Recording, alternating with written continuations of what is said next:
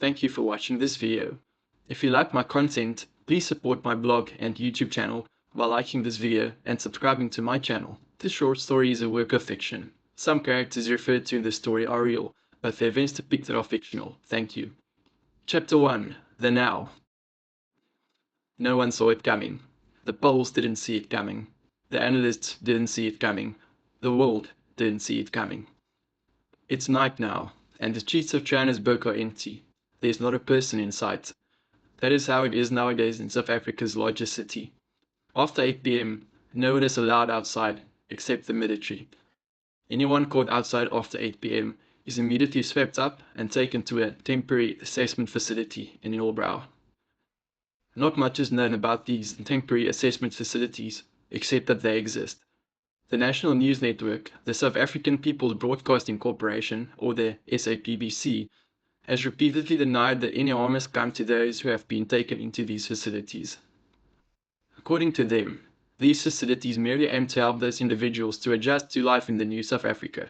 Social media and the internet are either banned or highly censored, so no one can share their experiences either. That being said, no one is known to have come back from a temporary assessment facility either. Life in South Africa is very different now after the Socialist Revolution. The Red Tide, as they called it, swept through South Africa like a wildfire. It all started in KwaZulu-Natal, in the small town of Ulundi. In the lead-up to the 2029 general election, things were not going well in KZN. There was constant protests and political instability like nowhere else in South Africa.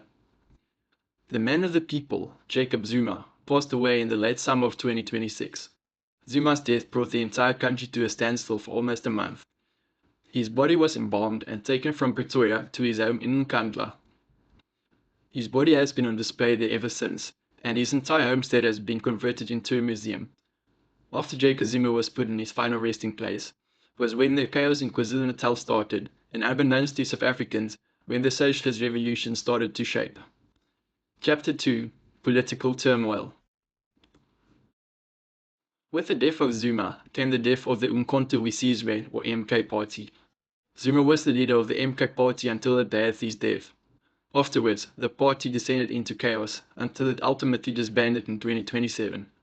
KwaZulu-Natal was the MK party's stronghold, and it was the only province which the party governed. It initially lost the province to an ANC-DA-IFP coalition after the 2024 elections. Through clever political maneuvering and recruitment of ANC and EFF heavy hitters, it managed to win every municipality in the 2026 local government elections. Even after their great success in KZN, members of the party were not entirely satisfied with the status quo. You see, the radical change that the party members wanted just didn't happen, and couldn't happen for that matter. Their attempts to implement an African law system was constantly stifled by the Constitutional Court. Civil organizations such as OUTA and AfriForum were also a constant thorn in their side. Constant infighting in the party ultimately led to it being disbanded. Other parties quickly swooped in to pick up the pieces and claim KZN. Most of the cadres went back to the ANC, which was led by the then Premier of Gauteng. He was the leader of the Radical Economic Transformation, or RET faction of the ANC, who took over from Cyril Ramaphosa in a manner reminiscent of the Polokwane Conference of 2009. It was seen as the best way forward for the ANC, who lost lots of support in the 2024 elections and were humiliated in the 2026 local government elections. They lost all the major metros in South Africa, except for Mangaung or Bloemfontein. The ANC was on their knees, and they saw the disbanding of the MK party as a gift from the gods. Not all of the cadres joined the ANC though. There were still some who thought that real change would never be realized through elections. They knew from history that even landmark events such as the 1994 elections never brought any real change. Yes, everyone had the right to vote now, and everyone had equal access to the economy, etc., but everything that mattered was still in the hands of the minority or Western companies.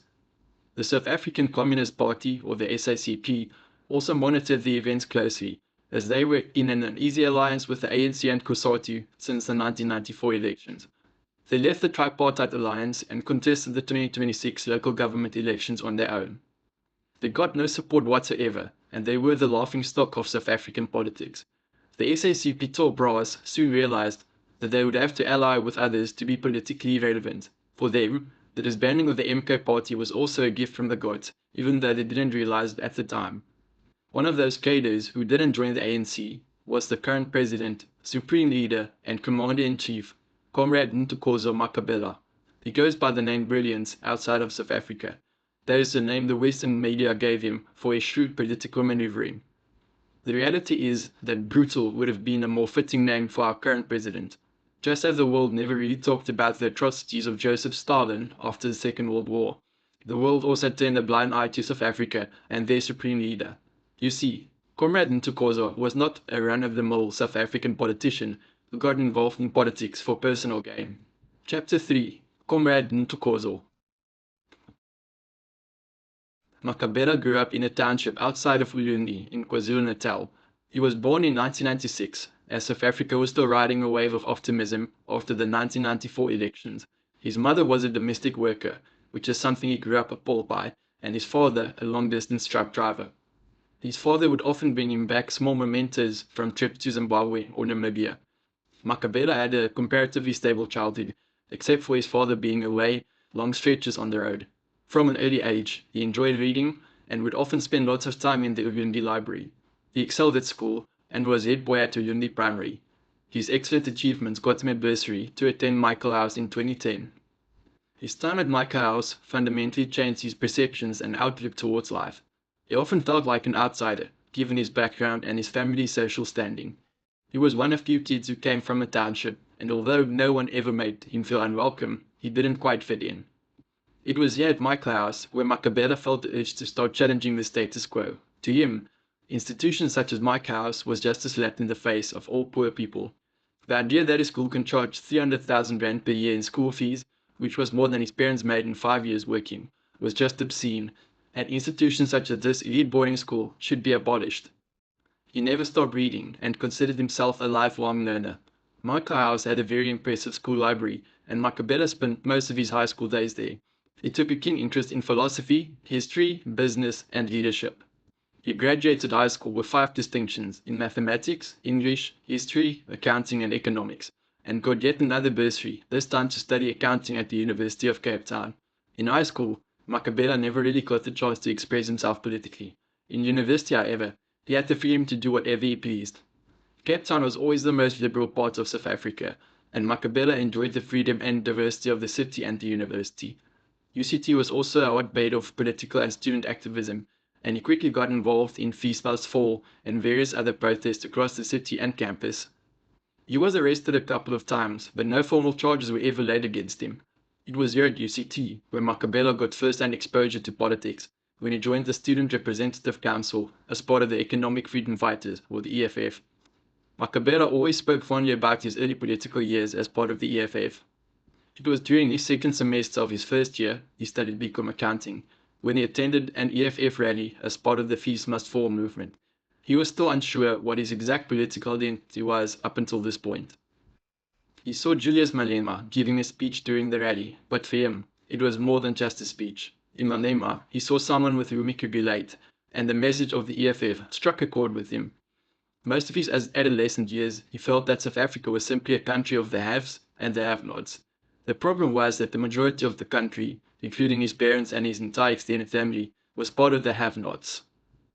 It was obscene that a handful of people could attend schools like Michael House, when the rest of the country does not even have food or water, let alone attend school.